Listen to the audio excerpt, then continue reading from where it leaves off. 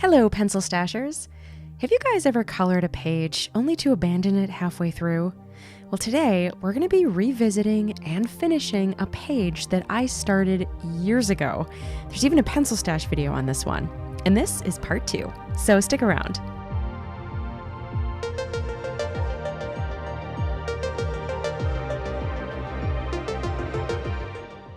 So yeah, I'm sure you guys all know that feeling when you're coloring a page and you get to a certain point and you just don't feel like finishing it. That's how I felt after starting this page. And like I said, there's even a PencilStash video to memorialize it. I'll put a link up in the corner here as well as in the description below if you guys want to check that out. That video was all about tackling all the little details that are just absolutely jam-packed on this page. And that video was actually super popular. It got lots of views and great comments on it, and even some requests over the years to kind of go back and finish it. And so I thought, why not? It's been a year or two. I mean, couldn't have changed that much, right? You can sort of see too, like the year or so since I colored this has not been kind. There's pigment transfer from some of the colored areas onto those white spaces from where the pages met when the book was closed. So we'll have to address those somehow. Hopefully that'll cover kind of easily. Well, as I started coloring it, it was interesting to see just these little indications of how my style has really kind of changed and evolved over the years. Even my color choices have changed a little bit. There's some, spots on here that I'm like, whoa, I would never pick that color now. But it was very much, kind of part of my style when I did the beginning of this page. So just really, really interesting to see how my style has evolved.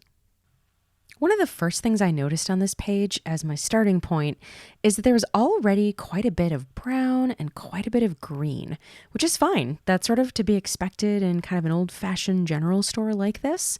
So that's fine. I had actually every intention of adding even more greens and browns, but I knew that I would want to add or inject a little bit of color kind of here and there just to break that up a bit. And color doesn't mean bright color, doesn't have to mean bright color. For me, adding color might be as simple as kind of adding in some muted tones on these baskets, just to bring in a little bit of pop, a little bit of diversity, while still being nice and earthy.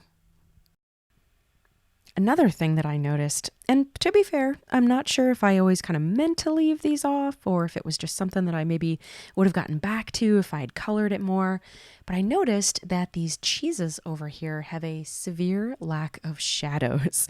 There's none to speak of, and it just leaves them looking rather flat and dull.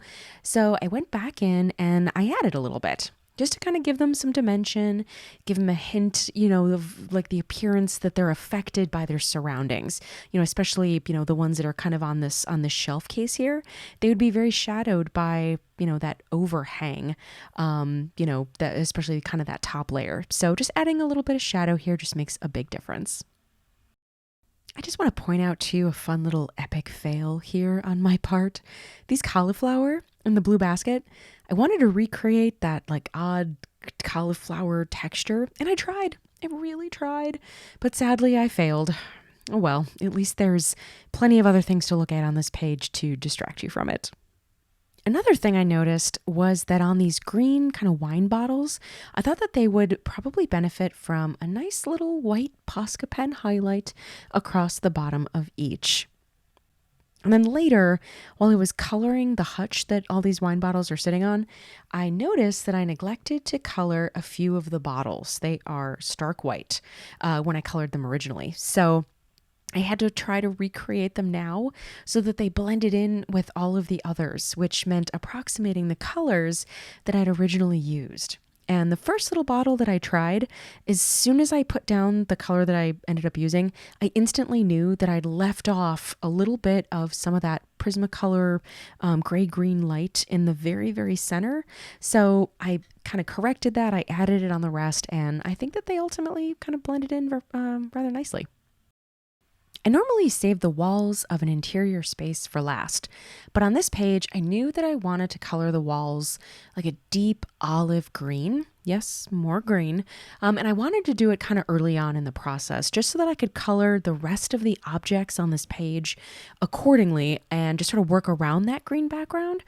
And this might sound a bit weird, but I wanted the walls to appear a bit dingy. So I layered down several colors until I was happy with the level of dinge that I was looking for.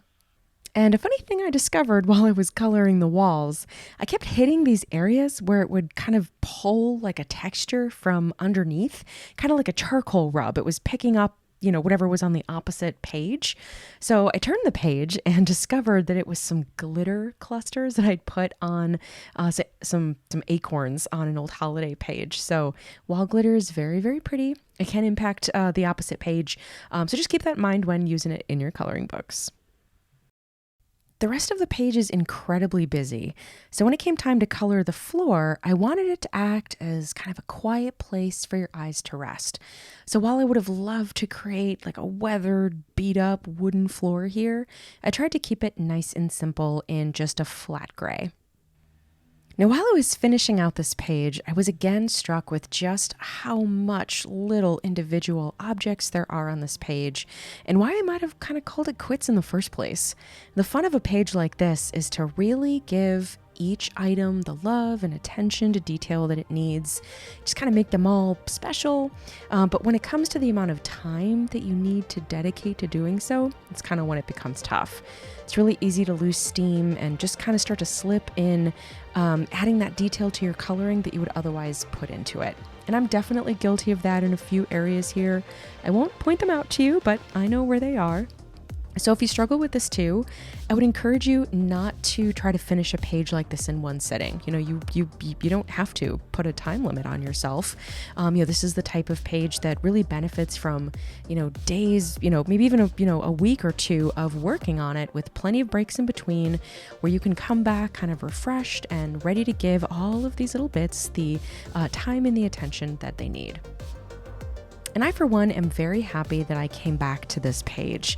It was really interesting to see how much my coloring has evolved in just a year or two's time.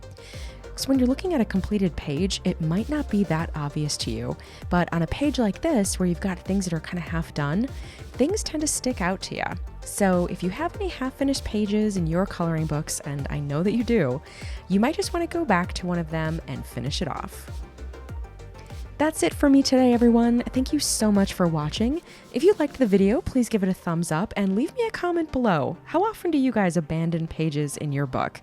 Is it something that you kind of do rarely, or do you do it all the time? I'd love to hear from you below. I'll see you all again next week. Happy coloring. Bye.